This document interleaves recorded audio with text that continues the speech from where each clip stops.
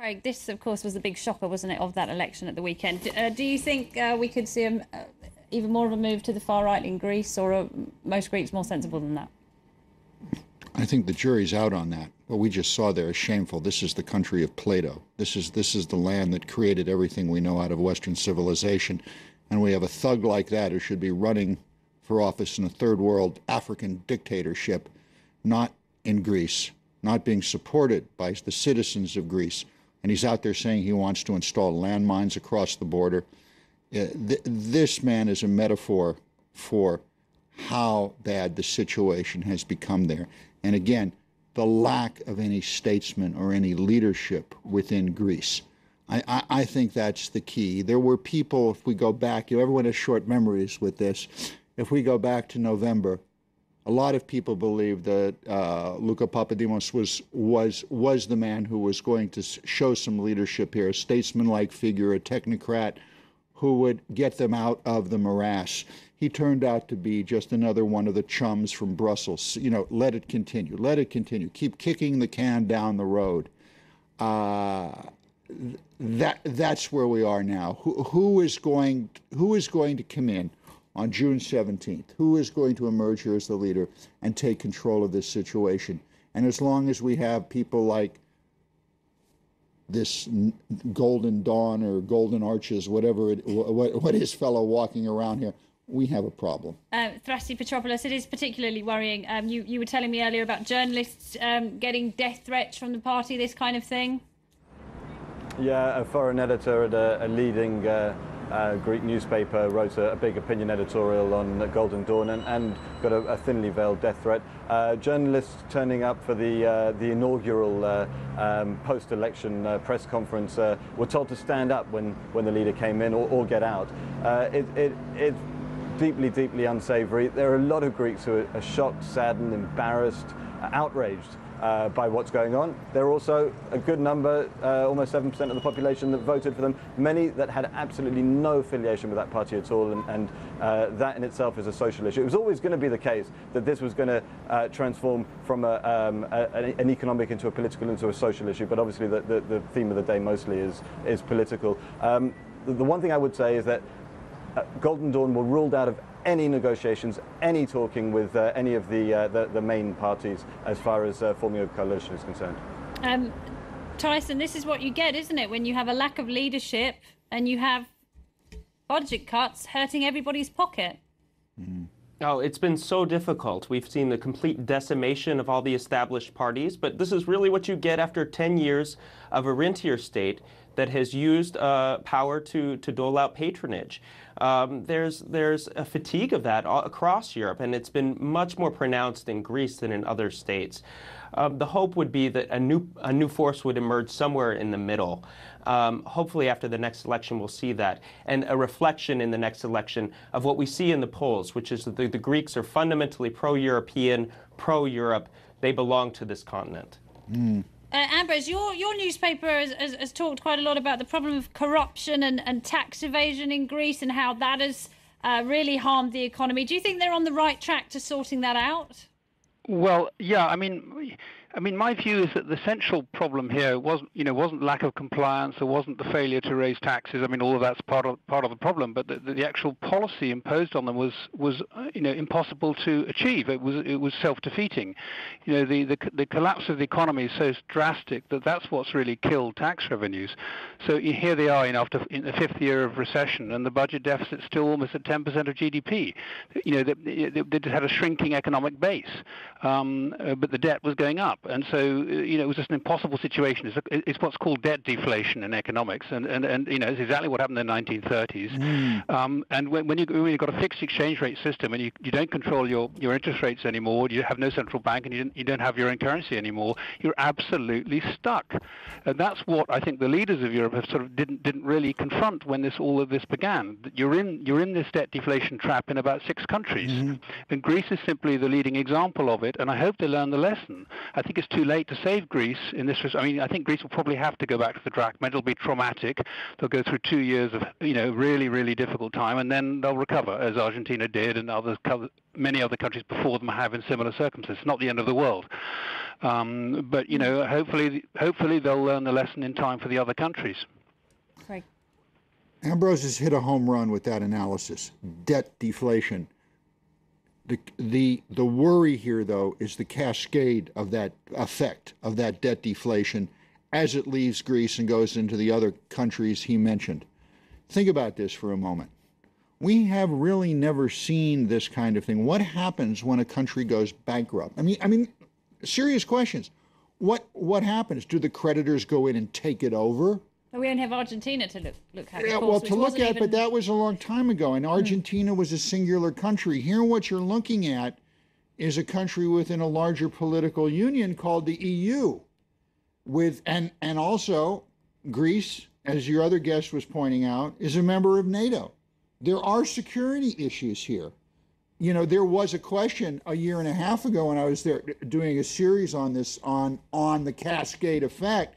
There were Greeks there who wanted to sell their ports to Russia so the Russian Navy could come in.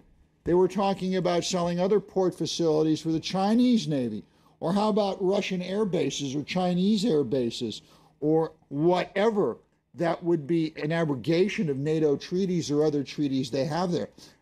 These things, these types of deals were actually discussed at the highest level of the Greek government. Obviously, none of them were triggered, but these discussions were very serious. This is a country that is completely broke, out of money. You're talking about, again, metaphorical. We don't have them coming down to Syntagma Square in front of the parliament in droves, but you're seeing people commit suicide on Syntagma Square because they don't have enough money to buy a piece of bread. And indeed, you go back to the early 20th century, it was that piece of bread and the inability of people to buy it that sparked the October Revolution in Petrograd. I'm not saying that that's going to happen here, but this is what it's come to. Thrassi, this is pretty tough stuff to hear, isn't it? I mean, what do you think about what Craig was saying and also what Ambrose was saying? Greece, it's back to the drachma for Greece. There is no alternative, and at the very least, it must learn lessons so that other countries in the Eurozone can avoid the same fate. Well, there are a few things there. One is that I agree 100% that what we have is a leadership crisis in this country, and what amazes me always when I hear discussions on Greece's place in the Eurozone is that how Europe didn't understand and realize all of this for the longest time. Anyone who's come to this country understands what it's like. It's a lovely, laid-back, relaxed, beautiful, beautiful country. But we have our own ways of doing things, and it's not the German way, and it's not the Northern European way at all. But it's more than that, isn't it? Thrassi, it's more than that, isn't it? They weren't truthful about the economy, about the figures when they joined the EU, the Eurozone. No, and a lot of other countries weren't truthful either. Again, Greece takes it's going to suffer, and it is suffering, and it may pay the price. But also, where were the EU controls on that? But I don't think that's the point. The main thing about the leadership problem is that we've had this two-party system which has relied on, as we've said, patronage and corruption and buying votes effectively, indirectly. I'll give your son a job in the public sector and so on and so forth. This is the big problem. But if we go back to the drachma, I really do think it's going to be so much worse than it was for Argentina, because the biggest problem that we've had here is that we have got into such terrible ways, just being part of the Eurozone, lazy ways, unproductive ways. We don't produce the food that we used to produce. We don't have the oil that Argentina had. We rely so much on imports, and we're not set up at this moment to go back to the drachma. It'll be more than 2 years. It'll probably be 2 decades of really serious pain. The only thing I'll say very quickly is that don't rule out a vote either on the 10th or the 17th of June, and a coalition being formed as a result of that, which does protect the status quo. We're not there yet. Right. Craig. Well, it's true. Everything you said. that a wonderful, really quick story. There is a shipping magnate down there, Achilles Konstantopoulos. His family owns the largest container fleet, shipping fleet in the world, mines, etc. The family just built this recently, created this fabulous resort for wealthy people at Costa Navarino on the Bay of Navarino, where the Greek War of Independence was won. The Brits and everyone were involved in the big naval battle there. In any event, this fabulous resort, beautiful, right on the water, gorgeous beach, 2 golf courses, one from Robert Trent Jones Jr., championship course. In this complex, they created the most beautiful agora, or marketplace, that you have ever seen. It is what old Greece used to look like. I remember it as a kid. Everything you would want. You go down to the local village, see the local beach, it's crumbling. Because the state has not had the wherewithal or the money, or perhaps was too corrupt over the past 40 years, to put the state resources into recreating Greece. I can't overstate the case for corruption. In 2005, according to Eurostat, Greece was ranked second only to Bulgaria in terms of corruption. I mean, corruption has played a huge part. They were trying very hard to exceed Bulgaria, by the way. That was, that was something they worked very hard on, and they failed. It is tragic, and what you see from the business community there, the serious business community, who pretty much it looks to me to have been locked out of contributing to creating a new government there. There's a lot to be learned from, as I mentioned before, from these Greek organizations, such as the Konstantopoulos family, such as the Narakos, but this hasn't been done yet because they're still looked upon as the bad guys. All right. Tyson, just briefly, are you hopeful that a new vote on either June 10th or June 17th will produce a good result for Greece, and they can still find their way out of this and not have to go back to the drachma with all that entails? Well, I certainly hope so. And of course, this conversation has kind of touched on the magnitude of the apocalyptic scenarios that are playing out right before the Greek people's eyes. We need to really find some certainty in that vote. We need something that will enshrine the status quo, that will give the Greek people, the Greek economy, the credibility that it needs to move forward. Because until we get that, you're not going to have capital flowing into the country. You're not going to have an indication from the international community, from the business community, that Greece is the type of place that belongs to the advanced developing world, or developed world. And Ambrose Evans-Pritchard, just very, very briefly, if you can, lessons to be learned by the rest of Europe. Will they be taking note of this and learning those lessons?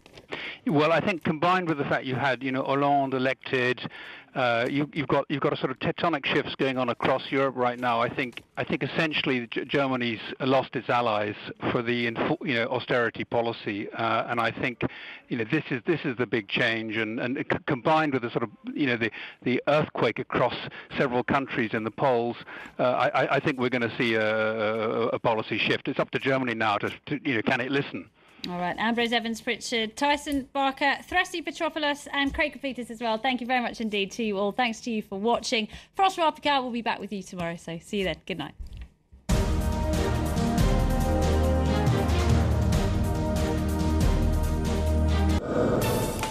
Watch all of France 24 on France24.com.